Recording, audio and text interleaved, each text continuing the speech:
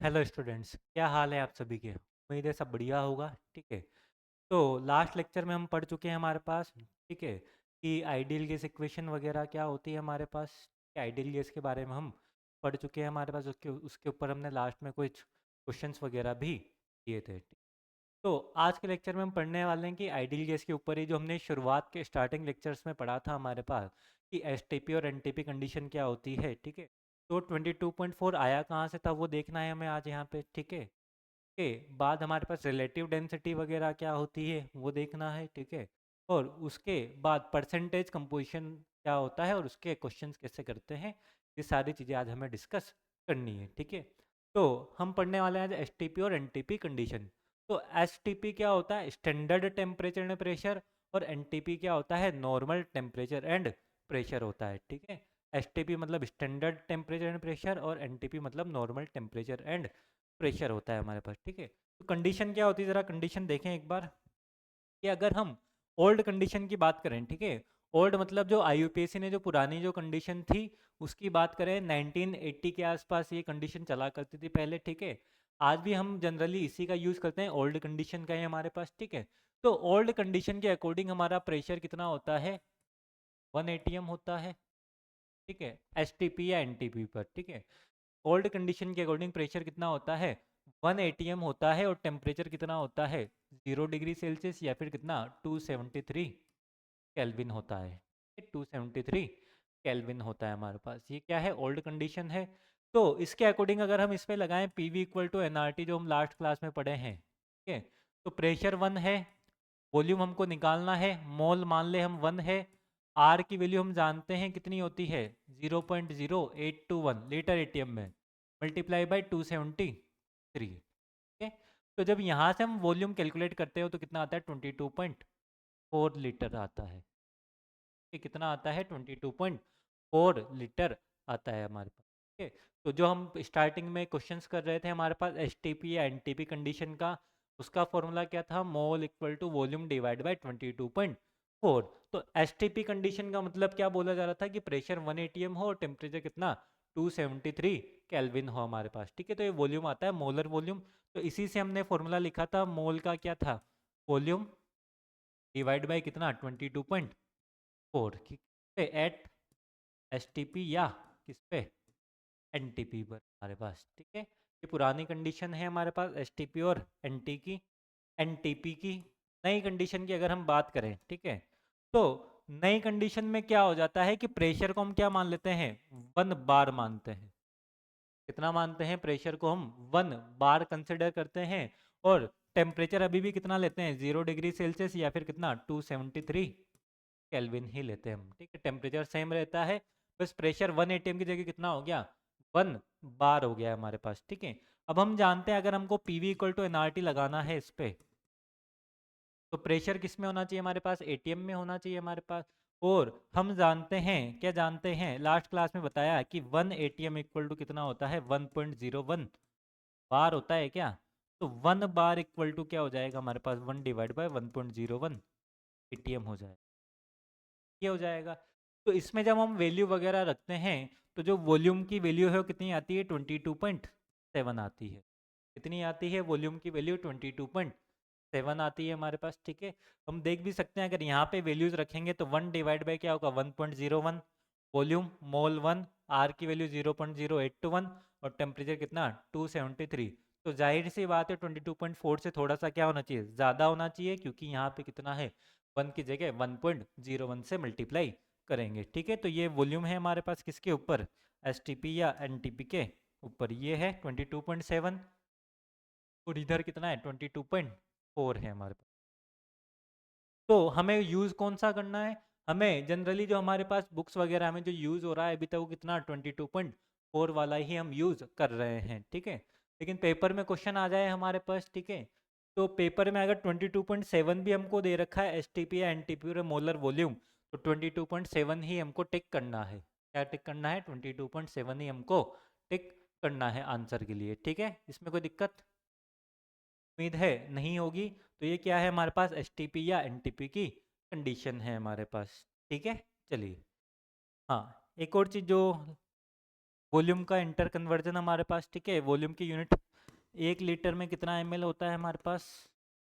1000 ml होता है, ठीक है, या 1000 सेंटीमीटर क्यूब होता है, या 1000 क्या होता है सेंटीमीटर क्यूब, या क्यूबिक सेंटीमीटर ऐसे लिख दे हमारे पास, ठीक है, या कितना होता है 1 डेसीमीटर क्यूब होता है, कितना होता है 1 डेसीमीटर क्यूब होता है, या कितना 10⁻³ मीटर क्यूब होता है, ठीक है। तो आपस में हमारे पास क्या है, सारा यूनिट का इंटर कन्वर्जन है हमारे पास, कि हम यूनिट वगैरह कैसे एक दूसरे में चेंज करते हैं, ठीक है। चलिए तो आगे चलते हैं।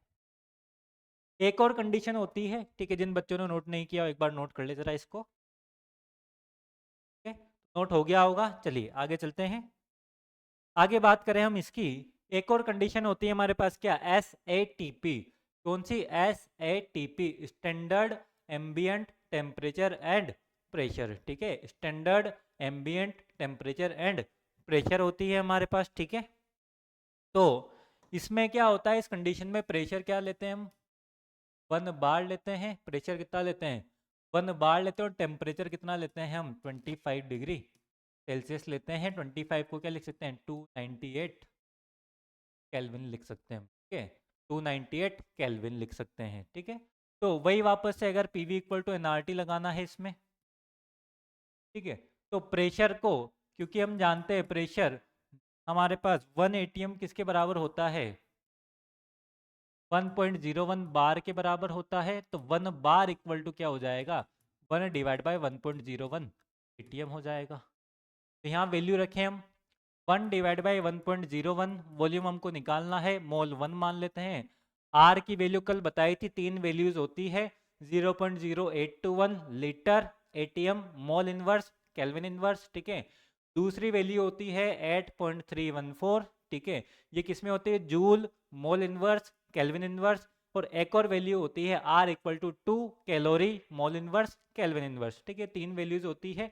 यहाँ पे हम कौन से यूज करने वाले हैं, क्योंकि प्रेशर किस में यूज किया है हमने एटीएम में यूज किया है, तो टेम्परेचर किस में केल्विन में, तो आर की वैल्यू भी कौन सी यूज करेंगे हम लीटर एटीएम वाली यूज करेंगे, जो कि होती है 0.0821, ठीक है।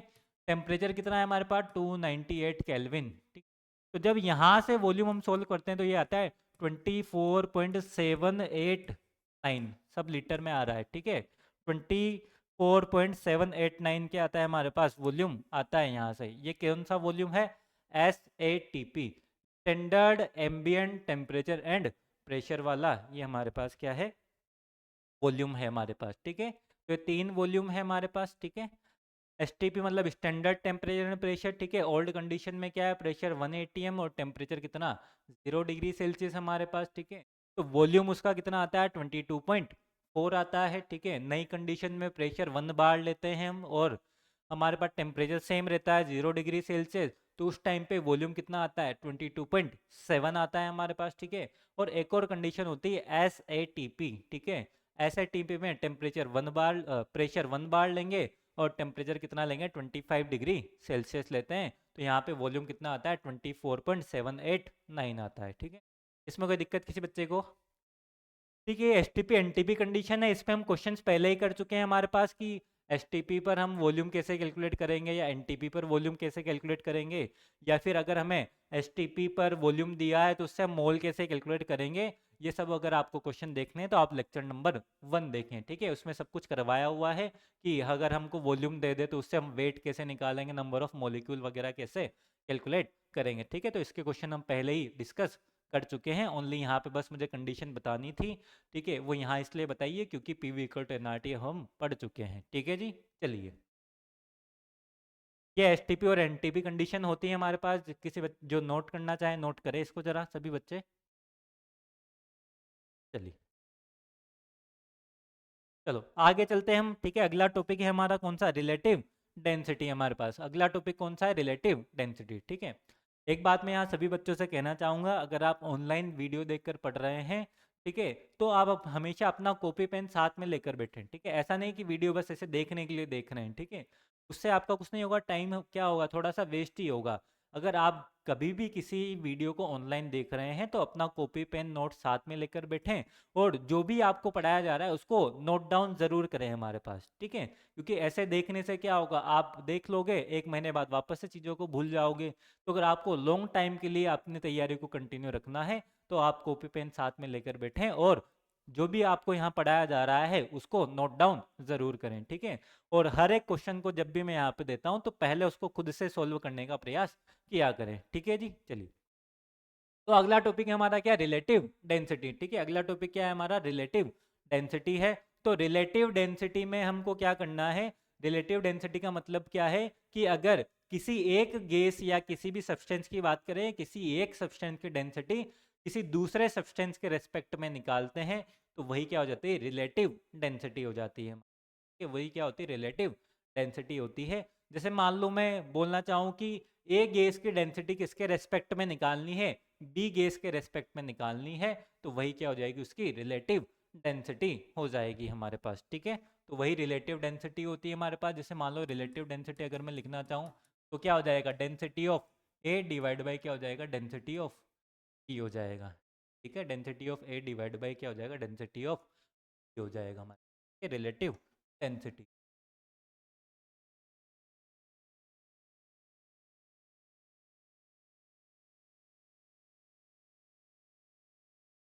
रिलेटिव डेंसिटी, ठीक है।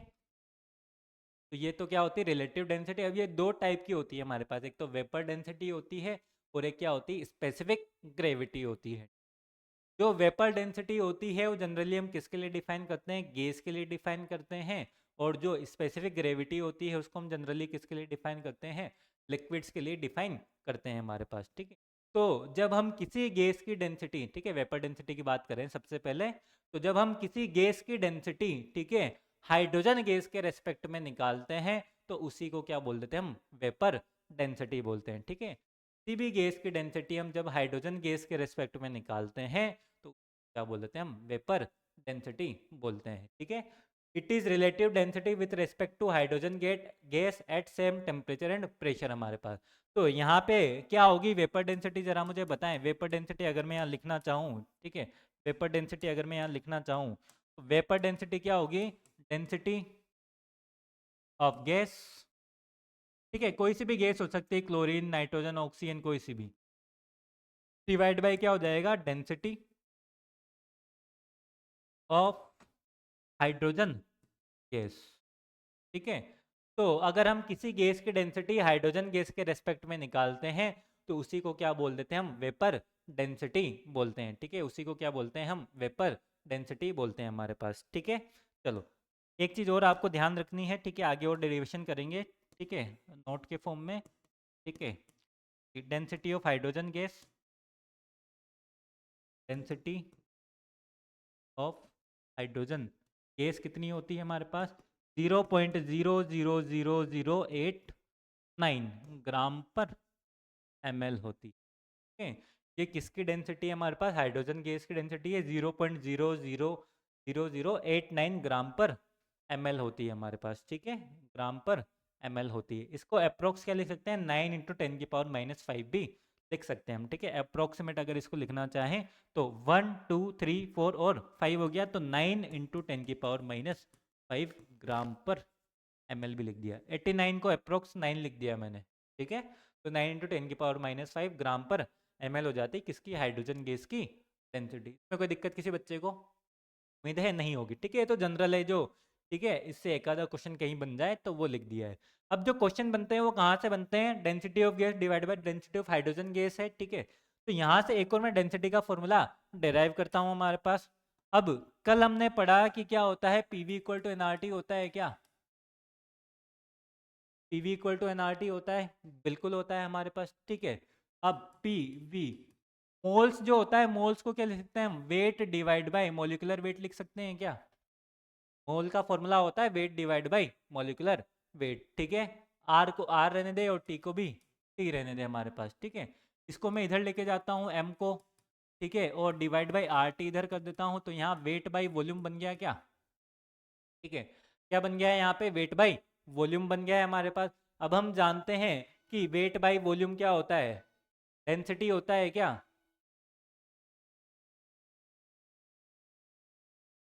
वेट बाय वॉल्यूम क्या होता है हमारा, डेंसिटी होता है, ठीक है। वेट बाय वॉल्यूम क्या होता है, डेंसिटी होता है। तो डेंसिटी का फॉर्मूला क्या बन गया हमारे पास, density of gas equal to क्या होगा, क्या बन गया, P M by R T, ये फॉर्मूला बना, ठीक है जी।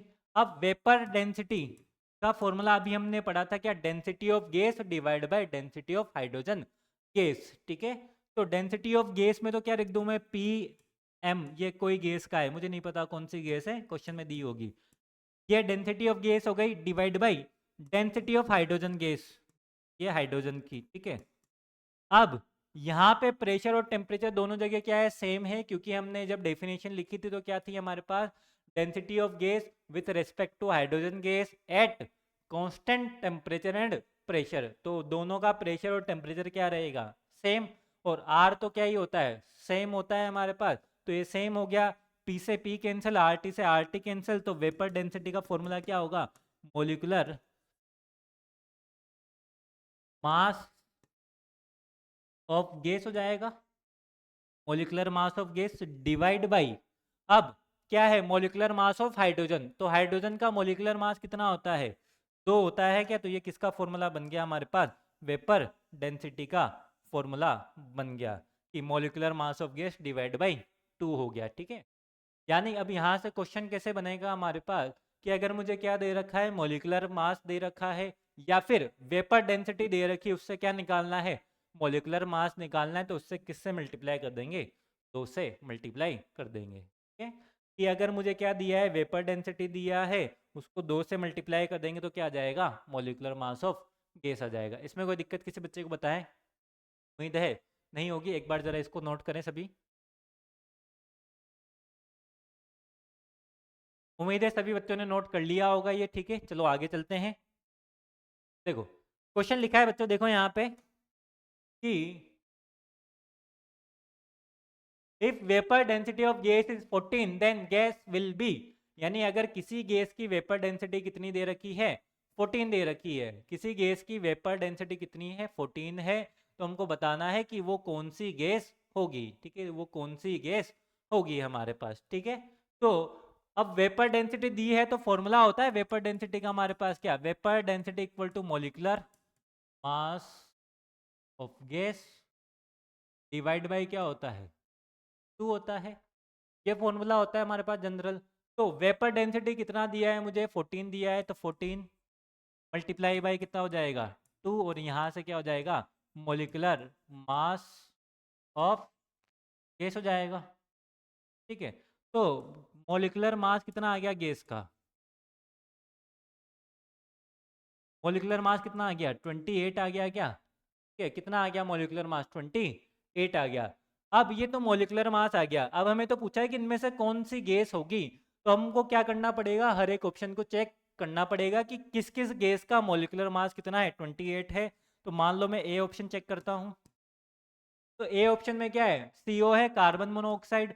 तो कार्बन का वेट हम जानते कितना, 12, और ऑक्सीजन का कितना होता है, 16। तो ये कितना हो गया, 28 हो गया क्या, बिल्कुल 28 हो गया, तो ए ऑप्शन होगा। बी ऑप्शन चेक करें, NO, NO नाइट्रोजन कितना होता है, 14, ऑक्सीजन कितना होता है, 16। तो ये कितना होगा, 30 होगा, तो ये नहीं होगा। सी ऑप्शन चेक करें, हमारे पास सी ऑप्शन क्या है, N2। तो N2 मतलब एक नाइट्रोजन कितना होता है, 14, दो नाइट्रोजन कितना होगा, 28 होगा। तो कौन कौन से ऑप्शन में मोलिकुलर मास 28 आ रहा है, यानी कौन सी गैस हो सकती है, CO और N2, यानी कौन सा ऑप्शन सही हो जाएगा हमारे पास, डी ऑप्शन सही हो जाएगा, बोथ ए एंड सी हो जाएगा हमारे पास, ठीक है, बोथ ए एंड सी हो जाएगा, ठीक है। इसमें कोई दिक्कत किसी बच्चे को, उम्मीदें नहीं होगी। एक बार जरा इसको नोट करें सभी,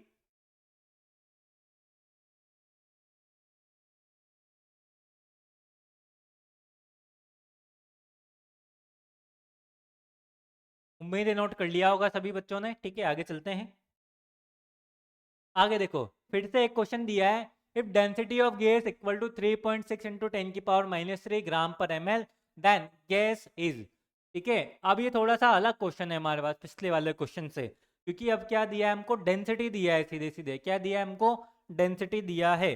तो हम जानते हैं क्या कि, हम क्या जानते हैं कि वेपर डेंसिटी का फॉर्मूला क्या होता है हमारे पास, density of gas, density of gas divide by क्या होता है, डेंसिटी ऑफ हाइड्रोजन गैस होता है क्या, ये होता है।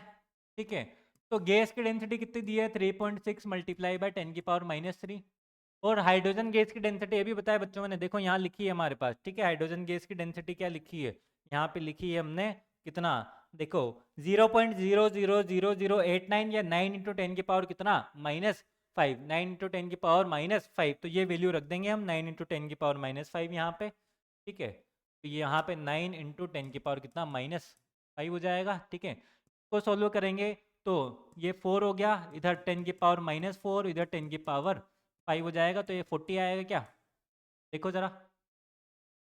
ठीक है, ये कितनी बार 4 टाइम्स कैंसिल, एक पॉइंट नीचे आएगा हमारे पास। ठीक है, ऊपर ये वापस ऊपर जाएगा, -4 हो जाएगा, ये वैल्यू ऊपर जाएगी हमारे पास, -4 और +5 कितना 40। ये क्या है हमारे पास, ये तो क्या है वेपर डेंसिटी। हमसे तो क्या पूछा है कि कौन सी गैस है, तो ये तो वेपर डेंसिटी आई, तो वेपर डेंसिटी है। एक और फॉर्मूला हम जानते हैं क्या, molecular mass of gas divide by 2 होता है। तो ये वेपर डेंसिटी कितनी आई मेरे पास 40, molecular mass of gas divide by 2 होगा। तो फिर गैस का मोलिकुलर मास कितना आएगा, molecular mass of gas will be equal to 80 आएगा, 80 ग्राम। ठीक है, तो गैस का मोलिकुलर मास कितना आया, 80 आ गया, 80 आया है हमारे पास। ठीक है, अब हमसे तो पूछा गया है कि इसमें से बताओ कौन सी गैस होगी हमारे पास, तो ठीक है कौन सी गैस होगी ये बताना है। तो अब क्या करें कि पहला ऑप्शन चेक करते हैं हम। पहले ऑप्शन में क्या है, SO2 है, तो SO2 में क्या होता है, सल्फर 32 प्लस एक ऑक्सीजन 16 और 2 कितना 32, तो 32 और 32 कितना होगा 64 होगा क्या, 64 नहीं, हमें तो कितना चाहिए 80 चाहिए, 80 चाहिए, ये नहीं होगा। बी ऑप्शन चेक करें, CO2, तो CO2 में हमारे पास कार्बन होता है 12 और एक ऑक्सीजन कितना होता है हमारे पास 16 और दो कितना हो जाएंगे 32 हो जाएंगे, तो ये कितना होगा 44।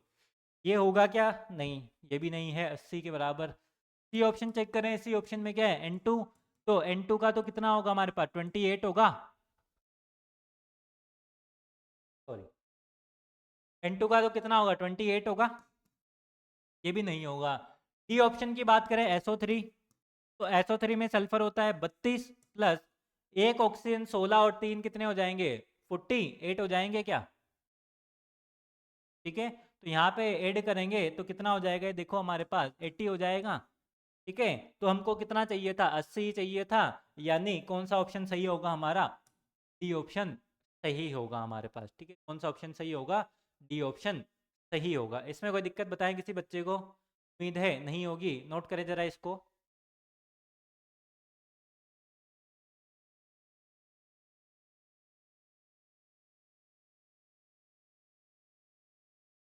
उम्मीद है सभी का नोट हो गया होगा, चलिए आगे चलते हैं।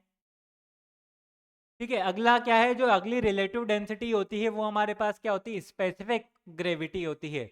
अगली जो रिलेटिव डेंसिटी होती है वो कौन सी होती है, स्पेसिफिक ग्रेविटी होती है हमारे पास। किसके लिए डिफाइन करते हैं इसको, जनरली हम लिक्विड्स के लिए डिफाइन करते हैं, it is defined only for liquid हमारे पास। ठीक है, ये क्या होती है जरा मुझे बताएं, अगर किसी बच्चे को पता है तो जरा बताएं।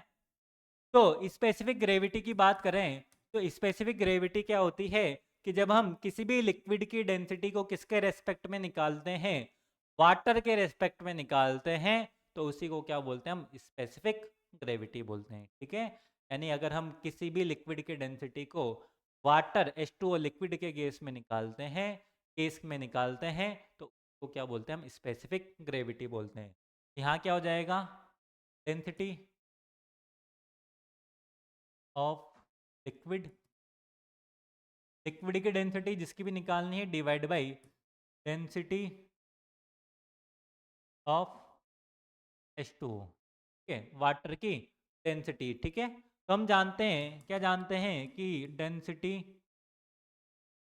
ऑफ H2O, वाटर की डेंसिटी कितनी होती है 1 ग्राम पर ml होती है। ठीक है, और मान लेते हैं हम let density of liquid, liquid की डेंसिटी कितनी मान लेते हैं हम, x मान लेते हैं ग्राम पर ml। ठीक है, हम ये जानते हैं कि जो वाटर है उसकी डेंसिटी होती है 1 ग्राम पर ml, और जो भी लिक्विड है मान लिया हमने यहाँ अज्यूम कर लिया उसकी कितनी है, x ग्राम पर ml है हमारे पास। ठीक है, तो स्पेसिफिक ग्रेविटी अगर हम निकाले तो वैल्यू रखेंगे x ग्राम पर ml, और यहाँ पे कितना 1 ग्राम पर ml। तो स्पेसिफिक ग्रेविटी कितनी आएगी उसकी, ओनली x आएगी। ठीक है, कितनी आएगी, x। तो स्पेसिफिक ग्रेविटी अगर मुझे निकालनी है तो मैं क्या कर दूं, जो भी मेरे पास लिक्विड है, ठीक है, जो भी क्या है लिक्विड है, उसकी जो न्यूमेरिकल वैल्यू है वही क्या हो जाएगी, स्पेसिफिक ग्रेविटी हो जाएगी। यानी हम क्या हटा देंगे, ओनली यूनिट हटा देंगे उसमें से। ठीक है, यानी अगर मुझे किसी की स्पेसिफिक ग्रेविटी निकालनी है तो जो लिक्विड की डेंसिटी है उसके पीछे से बस क्या इरेज कर देना है, ग्राम पर ml, वही क्या हो जाएगी, स्पेसिफिक ग्रेविटी हो जाएगी। वही क्या हो जाएगी, स्पेसिफिक ग्रेविटी। इसमें कोई दिक्कत उम्मीद है नहीं होगी।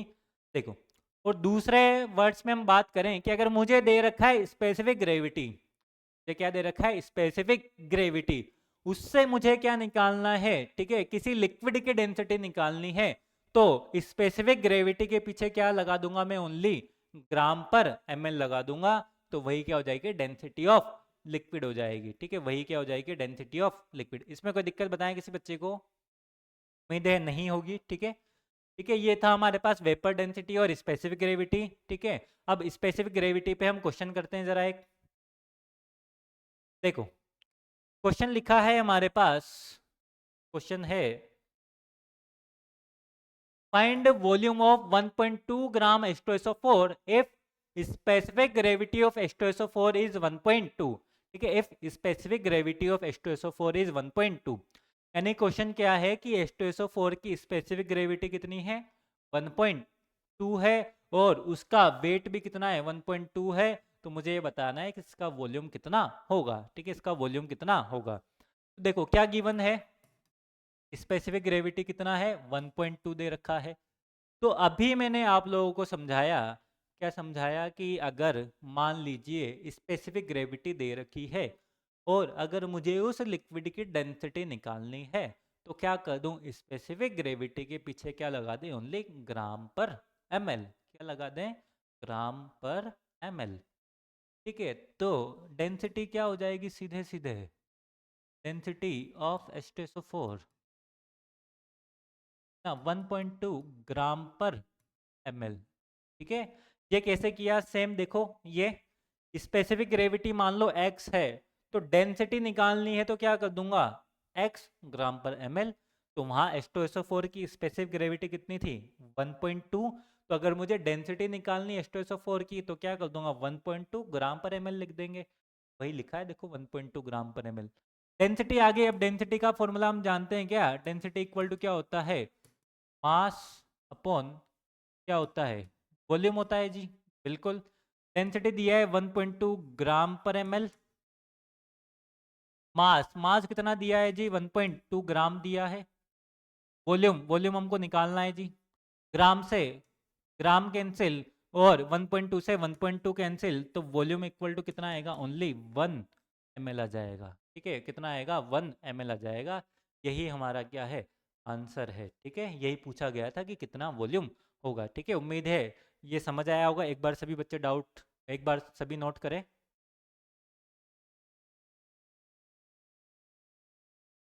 ठीक है, उम्मीद है सभी बच्चों का नोट हो गया होगा। ठीक है, आगे चलते हैं।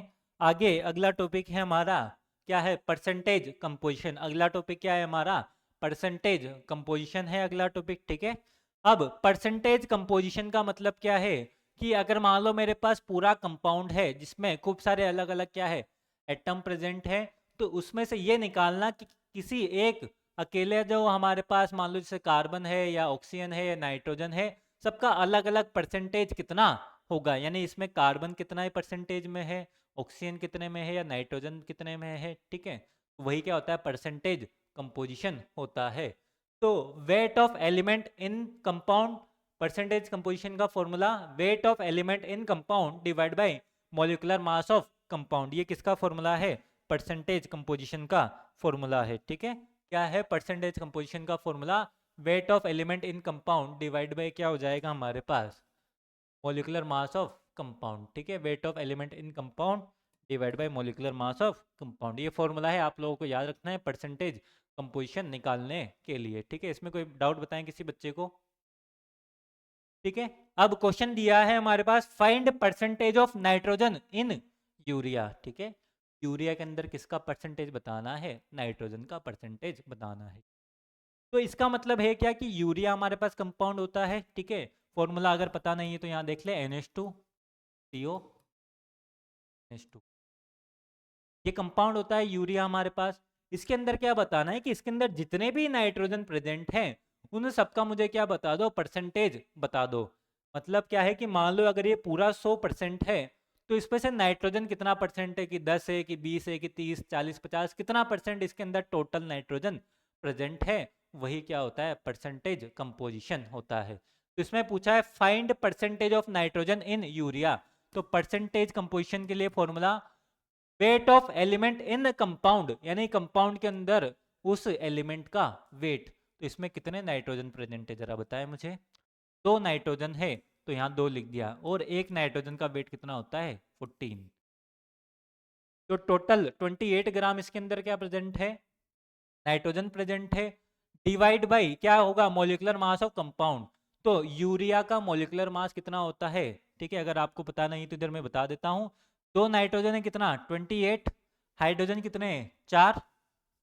कार्बन कितने हैं? 12। और ऑक्सीजन कितने हैं? 1 है तो 16, ठीक है। कार्बन कितने नहीं, मतलब कार्बन का वेट कितना है? 12, और एक ऑक्सीजन का वेट 16, तो 6 4 10, ठीक है। ये कितना होगा? 60 होना चाहिए ये, ठीक है। कितना होना चाहिए? 60। तो डिवाइड बाय क्या कर देंगे? 60। मल्टीप्लाई बाय क्या हो जाएगा? परसेंटेज निकाल रहे हैं तो मल्टीप्लाई बाय 100 हो जाएगा, ठीक है। मल्टीप्लाई बाय 100, इसको कैंसिल करें हमारे पास तो ये कितना हो जाएगा? 14 डिवाइड बाय 3, ठीक है। 140 डिवाइड बाय 3 होगा क्या? एक जीरो से एक जीरो कैंसिल, ठीक है। 2 अपने पास कितना? 3, 14 बाई 3, इसको आगे सोल्व करें।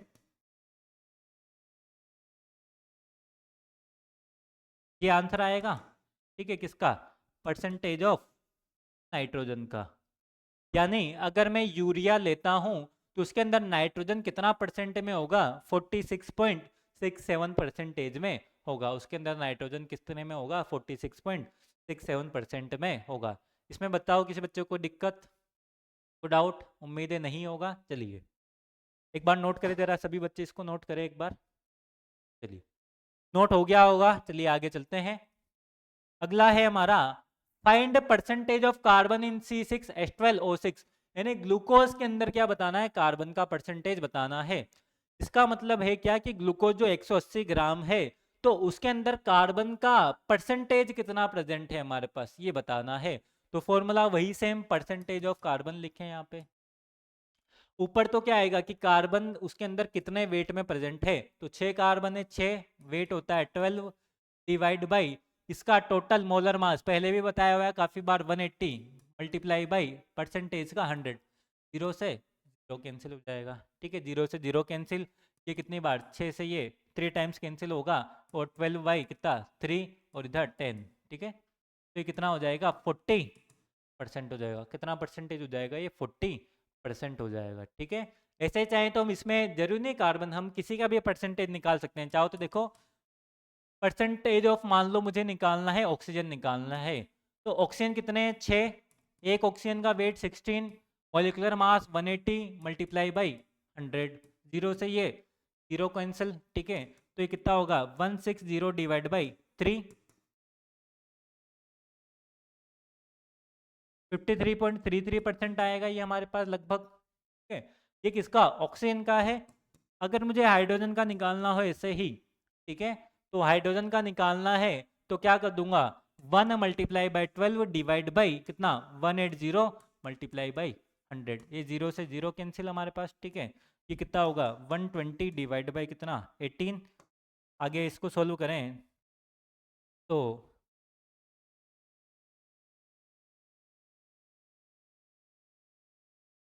ठीक है ये होगा, और इधर ऊपर 60,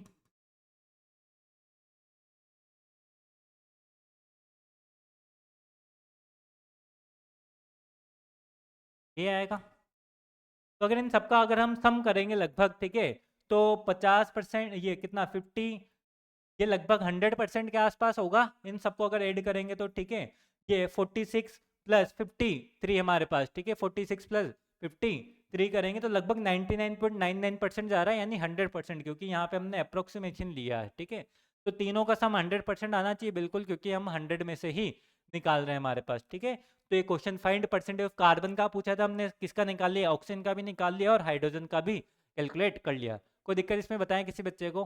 चलिए, ठीक है, इस पे और कुछ टाइप के क्वेश्चन करते हैं हम। देखो, क्वेश्चन है हमारे पास, if 3.4% of sulphur is present in insulin then find minimum molecular mass of insulin. ठीक है, अब क्या दिया है हमको, सल्फर का परसेंटेज दिया है कितना, 3.4, ठीक है, कितना दिया है, 3.4% दिया है हमको, ठीक है, कितना परसेंट दिया है, 3.4% दिया है, किसके अंदर, इंसुलिन के अंदर। अब हमें नहीं पता इंसुलिन का फॉर्मूला क्या होता है क्या नहीं होता है, ठीक है, हम सीधे करेंगे। Then find minimum molecular mass of, minimum molecular mass of insulin, ठीक है, मिनिमम मॉलिक्यूलर मास ऑफ क्या, इंसुलिन, साथ लिखें, ऐसा लग रहा है इंसुलिन अलग से, ठीक है जी। चलो, तो वापस से सेम वही फॉर्मूला लगाएं, ठीक है, परसेंटेज का फॉर्मूला क्या था हमारे पास, weight of element in that compound divide by क्या होता है, मॉलिक्यूलर मास ऑफ कंपाउंड, 200 होता है जी, 200 होता है, ठीक है। अब परसेंटेज तो हमें बताया कितना है, 3.4% है जी, बिल्कुल पता है। वेट ऑफ एलिमेंट, अब देखो एलिमेंट कौन सा इसके अंदर, सल्फर है, 32 लिख दिया। लेकिन अब हम कैसे पता लगाएं कि सल्फर उसमें 1 है, 2 है, 3 है, 10, 20, 50 कितने हैं, ठीक है, क्योंकि हमें फॉर्मूला तो नहीं पता इंसुलिन का।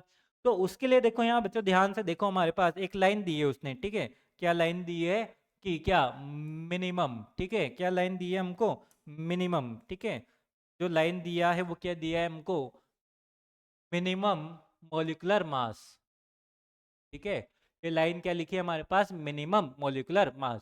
इसका मतलब क्या है, हमको खुद से क्या मानना है कि उसमें सल्फर का ओनली कितना एटम प्रेजेंट होगा, एक ही एटम प्रेजेंट होगा, ठीक है, सल्फर का कितना एटम प्रेजेंट होगा, उसमें ओनली एक ही एटम प्रेजेंट होगा, ठीक है। तो जब भी मिनिमम मॉलिक्यूलर मास आए तो हमको खुद से क्या मानना है कि उसमें एटम कितना प्रेजेंट होगा, ओनली एक ही प्रेजेंट होगा हमारे पास, ठीक है जी।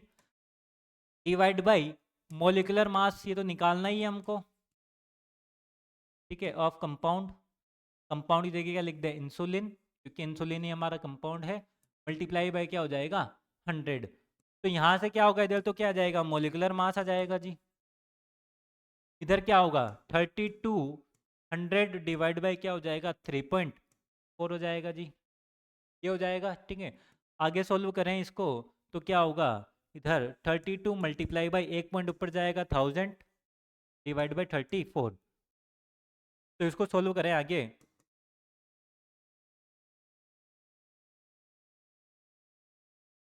ठीक है, 4 से कैंसिल नहीं होगा, 2 से कैंसिल करते हैं,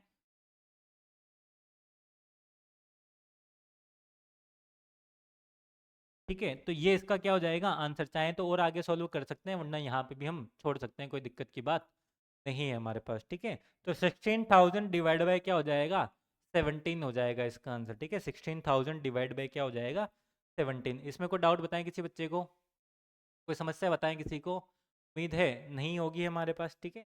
तो ये क्या है, मॉलिक्यूलर मास है किसका, इंसुलिन का हमारे पास, ठीक है। चलो आगे चलते हैं। अगला दिया है हमको क्वेश्चन, देखो हमारे पास, ठीक है, एक बार इसको नोट कर ले अगर नोट नहीं किया है बच्चों ने तो,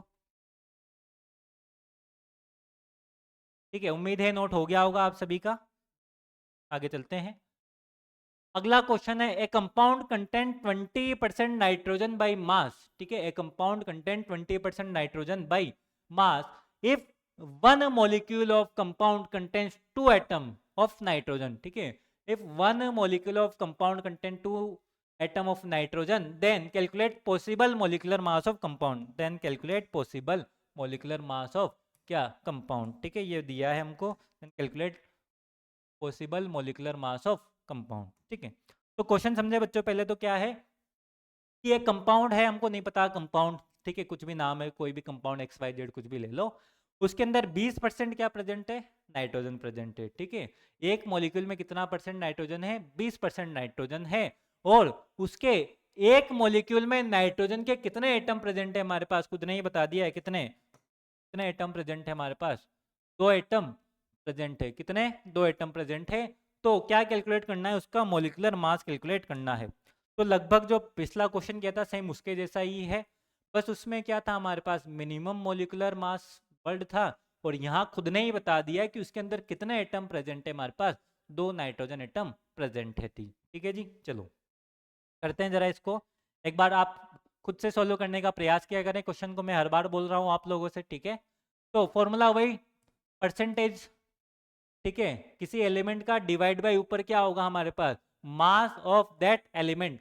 तो उसमें नाइट्रोजन का मास कितना होता है, 14। अब खुद ने बोला है कितने एटम है हमारे पास, 2 एटम है, डिवाइड बाय मॉलिक्यूलर मास वो निकालना है हमको, मल्टीप्लाई बाय कितना, 100, मल्टीप्लाई बाय 100। तो मॉलिक्यूलर मास कितना हो जाएगा जरा बताएं, ठीक है, ये हमारे पास 14 इंटू 2 इंटू 100 डिवाइड बाई क्या हो जाएगा 20, ये 0 से 0 कैंसिल, 2 से 2 कैंसिल हो जाएगा, तो कितना हो जाएगा 140 ग्राम आएगा हमारे, ठीक है। क्योंकि मॉलिक्यूलर मास निकालना था, ये 2 कहाँ से आया, क्योंकि बोल रखा था 2 एटम है हमारे पास, ठीक है जी। तो मॉलिक्यूलर मास ऑफ कंपाउंड कितना हो गया, 140 ग्राम हो गया है जी हमारे, ठीक है, कितना हो गया है, 140 ग्राम हो गया। इसमें कोई डाउट बताए किसी को, उम्मीद है नहीं होगा, एक बार नोट करें सभी बच्चे इसको, उम्मीद है आप सभी ने नोट कर लिया होगा। आगे चलते हैं हमारे पास, चलिए अगला क्वेश्चन है हमारे पास, haemoglobin contains 0.25% Fe by mass, ठीक है, हीमोग्लोबिन है जिसमें Fe कितना प्रेजेंट है, 0.25% प्रेजेंट है मास के फॉर्म में।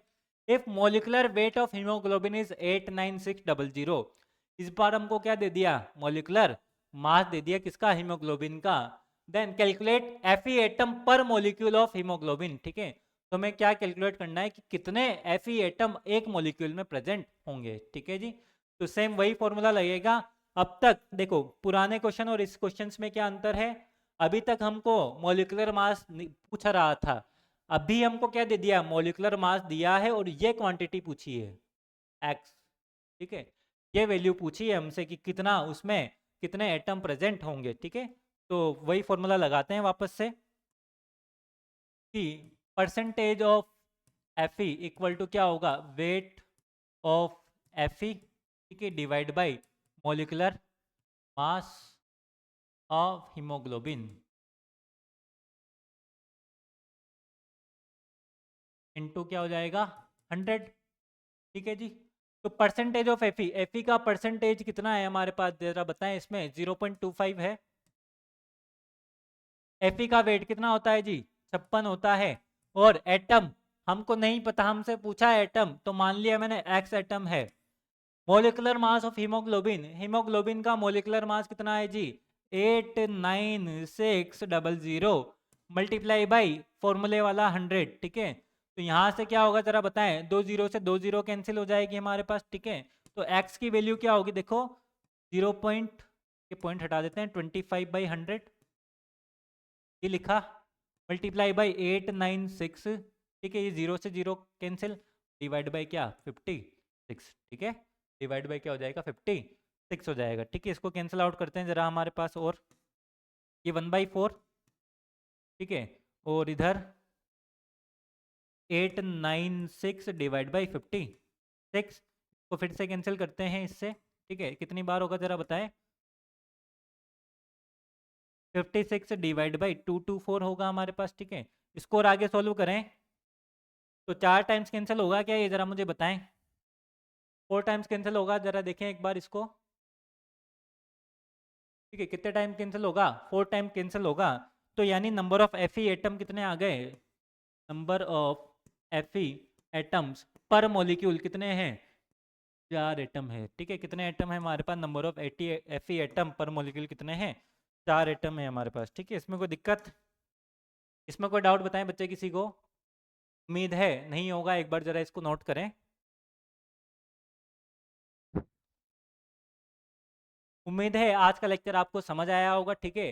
तो आज हमने देखा एसटीपी, एनटीपी, ऐसे टीपी कंडीशन क्या होती है, हमने देखा रिलेटिव डेंसिटी क्या होती है, हमने देखा वेपर डेंसिटी क्या होती है। वेपर डेंसिटी मतलब जब हाइड्रोजन गैस के रेस्पेक्ट में डेंसिटी निकालते हैं तो वेपर डेंसिटी होती है हमारे पास, ठीक है। हमने देखा स्पेसिफिक ग्रेविटी क्या होती है, इसको लिक्विड के लिए हम डिफाइन करते हैं, ठीक है। स्पेसिफिक ग्रेविटी मतलब जब हम H2O लिक्विड के रेस्पेक्ट में निकालते हैं तो वो क्या होती है, स्पेसिफिक ग्रेविटी होती है।